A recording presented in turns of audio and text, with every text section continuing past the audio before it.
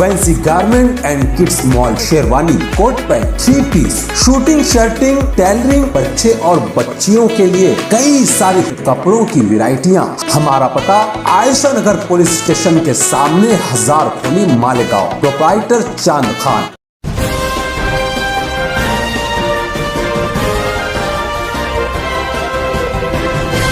मानव समाचार, मानवता के हक में। ये प्रोग्राम जो है अपनी नोयत से और ये जो हालात सामने आए हैं, प्रोग्राम की जो कामयाबी है, तो वो इस तरफ गमाज़ी करती है, इस तरफ इशारा करती है कि इस तरह के प्रोग्राम जो है हिंदुस्तान के मुख्तलिफ सूबों में और मुख्तलिफ शहरों में, मुख्तलिफ गाँवों में जो है इस तरह के प्रोग्राम होना चाहिए, जिससे जो है लोग अमन व अमान के साथ, प्यार मोहब्बत के साथ रहें और नफ़रतें दूर हों। तो ये इस प्रोग्राम के हवाले से मैं ये कहूँगा कि इस तरह के प्रोग्राम अगर और भी लोग करें तो अच्छा है। सुन्नी सूफ़ी लोग अगर इस तरह के प्रोग्राम करेंगे तो इससे मुल्क को फ़ायदा होगा। और हमारा मिशन ये है कि जिन चीज़ों से मुल्क को फ़ायदा हो, देश को फ़ायदा हो, हमारे हिंदुस्तान को फ़ायदा पहुँचे, भारत को फ़ायदा पहुँचे, उस तरह का मिशन और उस तरह के प्रोग्राम हम सबको करना चाहिए। बाबूजान, ये आज हिंदुस्तान में धर्म की राजनीति चल रही है, इसको लेके आप क्या कहना चाहिए? बेटा मैंने इससे पहले भी हमसे सवाल किया गया तो हमने ये बात कही थी कि हम जो सियासी लोग हैं, सियासी जमातें हैं, उनसे ये दरख्वास्त करेंगे कि वोट लेने के और भी बहुत से तरीके हैं, और भी तरीके हो सकते हैं। इस तरह से वोट बैलेंस न किया जाए जिससे नफ़रत पैदा हो। वोट बैलेंस अगर अब बढ़ाना है तो और भी तरीके हैं, वो तरीके अपना करके अपनी पार्टियों को आगे बढ़ाएं, वोट बैलेंस को आगे बढ़ाएं, वोट बैलेंस जो है अपना बनाएं। इससे कोई हमको एतराज़ नहीं है, लेकिन ऐसी राजनीति न करें जिससे देश को नुकसान पहुँचे। बाबूजान, मेरा आखिरी सवाल, सूफियों ने इस हिंदुस्तान की और इस हिंदुस्तान की लड़ाइयों में कहाँ और किधर अपना योगदान दिया? देखिए, सूफियों ने, मैं खुद जिस खानकाह से ताल्लुक़ रखता हूँ, सन 1763 ईस्वी में सबसे पहले अगर कोई चाहे तो मैं तारीख़ के हवाले से विलियम पंच और दूसरे जो मौरख़ीन हैं हिंदुस्तान के और हिंदुस्तान के बाहर के जो मौरख़ीन हैं, उनके ज़रिए ये बात साबित कर सकता हूँ कि हिंदुस्तान में सबसे पहले अंग्रेज़ों के ख़िलाफ़ बगावत का जिसने नारा लगाया है तो वो शख्स थे मजनू शाह मलंग मदारी। उन्होंने पहले बगावत अंग्रेज़ों की और उसके बाद में मुसलसल 2-3 यानी 30 साल तकरीबन इन लोगों से जंग की है, और जंग करने के बाद में अंग्रेज़ों को थकाया भी, परेशान भी किया, शब खून मारे, और उसके बाद जो था कामयाबी भी हासिल की है। तो हिंदुस्तान में ये खानकाहों की खिदमत हैं, सूफियों की खिदमत हैं, और उसके अलावा सूफियों ने जो खिदमत की है, सबसे नुमाया खिदमत ये है कि आज देखिए कि सूफियों की बारगाह में, सूफियों की खानकाहों में हिंदू मुसलमान, मेरे यहाँ खुद मदार कुतुबुल मदार रज़ियल्लाहु ताला अन्हु की बारगाह में बसंत पंचमी का जब मेला होता है, उसमें आज भी लाखों की तादाद से हिंदू और मुसलमान जमा होते हैं, और उसमें हिंदुओं की तादाद तकरीबन 70% से ज़्यादा होती है।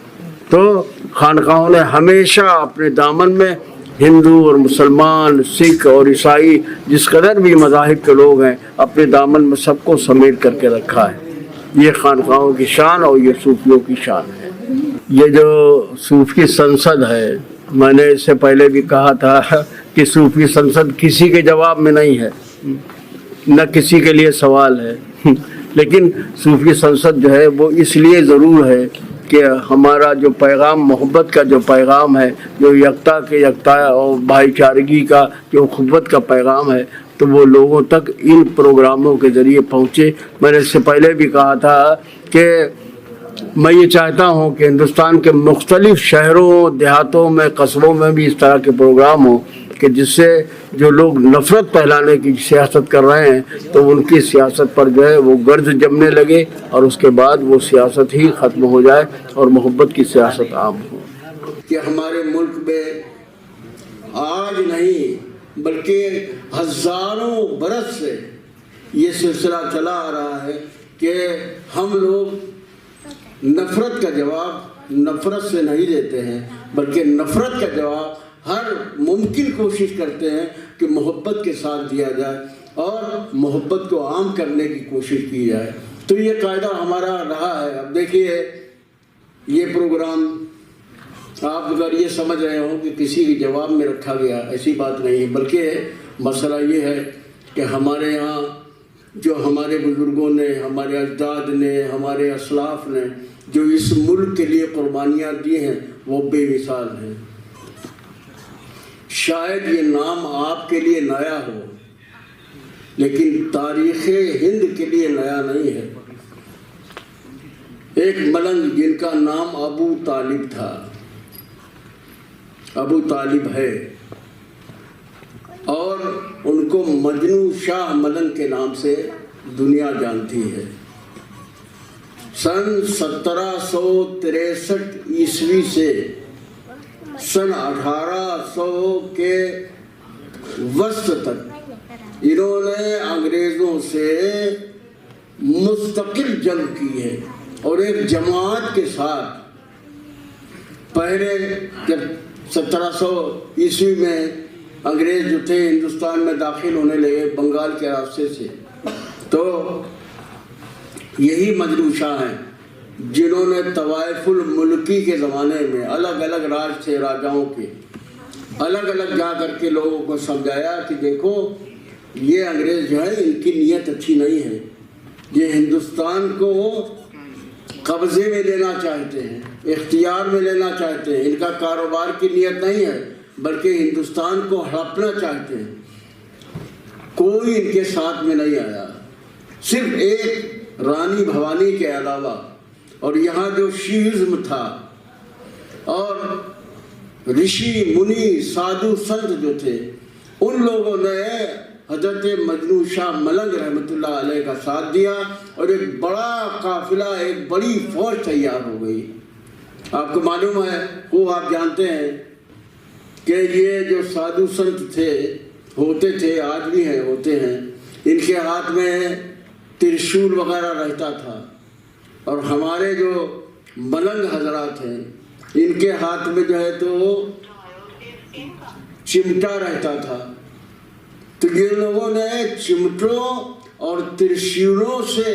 انگریزوں کا ایسا مقابلہ کیا تھا کہ ان کے چھکے چھڑا دیے تھے، اور اس کے علاوہ یہ ہے کہ ان کی بغاوت سے انگریزوں کے چھکے چھوٹے ہی نہیں بلکہ ان کا یہ عالم تھا کہ یہ بھاگے بھاگے اس دور میں گھوم رہے تھے اور ان کو کوئی ٹھکانہ نہیں مل رہا تھا۔ تو ان کی ایک تاریخ ہے مجنو شاہ ملنگ کی، انہوں نے ہندوستان میں انگریزوں سے باقاعدہ طور پر 10 سال تک جنگ کی ہے، اور اللہ تعالیٰ کے فضل سے ان کو کامیابیاں بھی ملی، یہاں تک کہ ایک وقت ایسا آیا کہ جب یہ طرح طرح کے باتیں اس میں پیدا ہونے لگی تھی تو انہوں نے شب خون مارنا شروع کیا تھا۔ شب خون کہتے ہیں دن بھر سفر کر کے اور رات میں دشمن فوج پر حملہ کرنے کو۔ تو خیر مستقل طور پر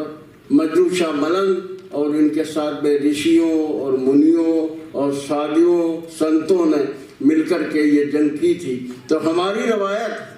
صوفیاء کرام کی جو روایت ہے وہ یہی روایت چلی آ رہی ہے کہ ہم ہندو اور مسلمان جس قدر بھی لوگ ہیں ہم سب مل کر کے ایک دوسرے کے ساتھ رہتے ہیں، محبت کے ساتھ رہتے ہیں، اور نفرت کا جواب نفرت سے نہیں دیتے ہیں، نفرت کا جواب بھی محبت سے دینے کی کوشش کرتے ہیں تاکہ ملک میں امن و امان قائم رہے اور پیار محبت قائم رہے اور کسی کو ہمارے ذریعے تکلیف میں پہنچے۔ یہی صوفیاء کرام کا مزاج اور یہی صوفیاء کرام کا انداز ہے۔ اللہ تعالیٰ اسی انداز پر جینے کی اور رہنے سہنے کی توفیق عطا فرمائے۔